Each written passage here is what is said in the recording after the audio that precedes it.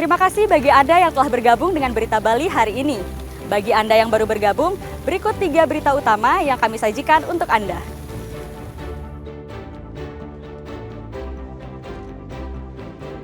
Seorang pria berkewarganegaraan Australia nekat menyelundupkan kokain seberat 2 kg ke Bali.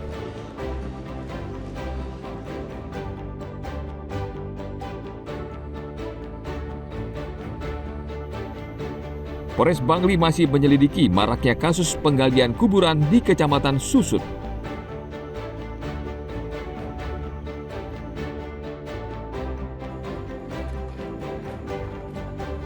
Menjelang leg kedua kualifikasi Piala Dunia 2026, Timnas Garuda menggelar latihan perdana di pemusatan latihan Bali United Pantai Purnama Gianyar.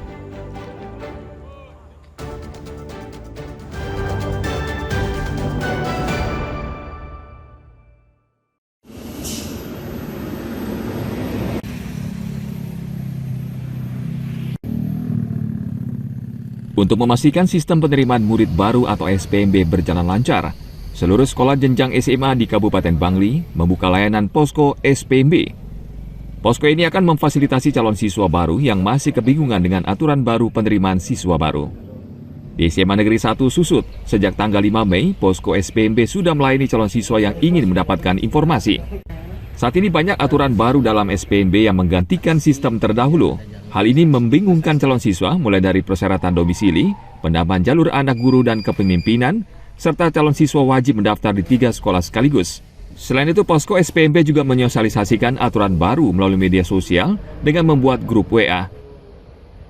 Apabila ada kendala-kendala, misalnya gangguan sinyal di rumahnya, kami siap memediasi, membantu saat penerimaan atau pendaftaran untuk meminimalisasi kesalahan sehingga tidak ada siswa tidak dapat sekolah karena kesalahan saat melakukan pendaftaran secara online. Pendaftaran siswa baru mulai dibuka tanggal 30 Juni hingga 4 Juli 2025. Pengumuman akan dilakukan pada tanggal 12 Juli dan pendaftaran ulang mulai tanggal 14 hingga 16 Juli 2025. SMA Negeri 1 Susut saat ini mendapat kuota 360 orang siswa yang akan terbagi menjadi 10 rombongan belajar. Tim Liputan melaporkan dari Bangli.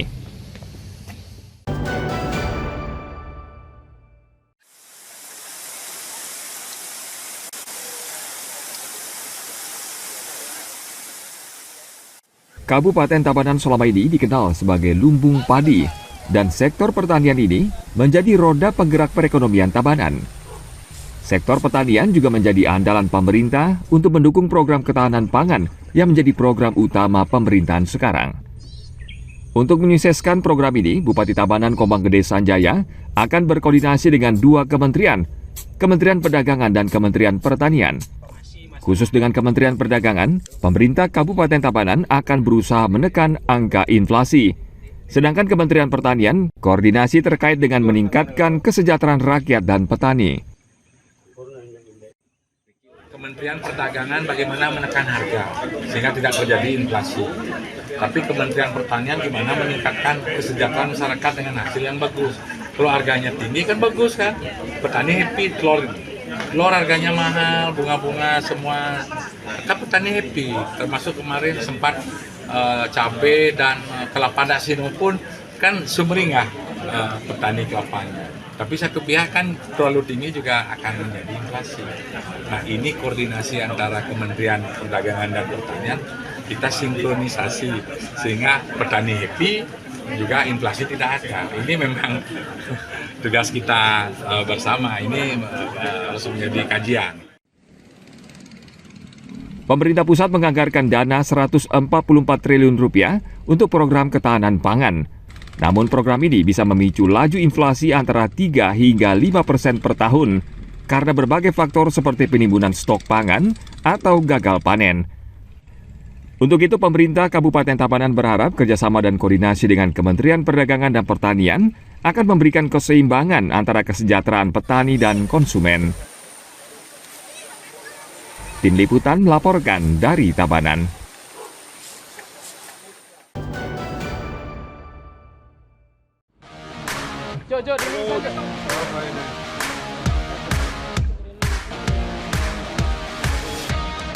Menjelang babak kualifikasi Piala Dunia 2026, skuad Garuda menggelar latihan perdana di pemusatan latihan Bali United Pantai Purnama Gianyar pada Senin lalu.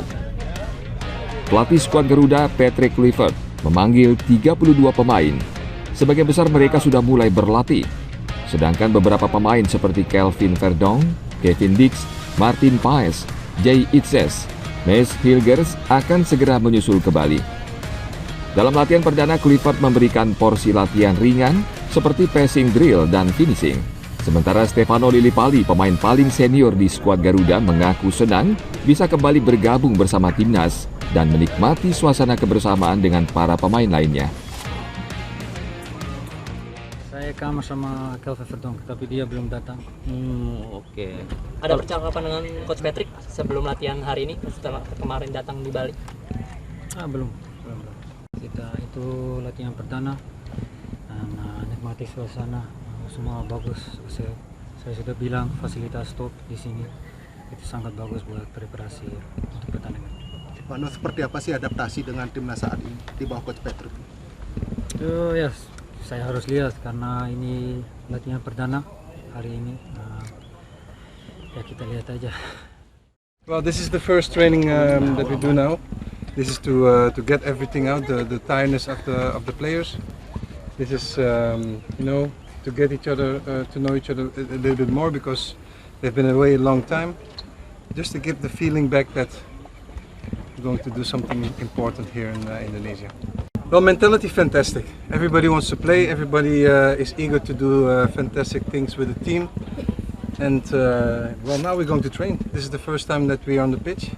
So we really have the time to train the exact things that we want to see back in the game. Skuad Garuda akan menjalani pemusatan latihan di Bali dari tanggal 26 hingga 31 Mei. Lalu para pemain akan kembali ke Jakarta pada 1 Juni mendatang. Skuad Merah Putih akan menghadapi Cina dalam leg kedua putaran ketiga kualifikasi Piala Dunia 2026 zona Asia di Stadion Gelora Bung Karno, Jakarta pada 5 Juni 2025. Tim Liputan melaporkan dari Gianyar.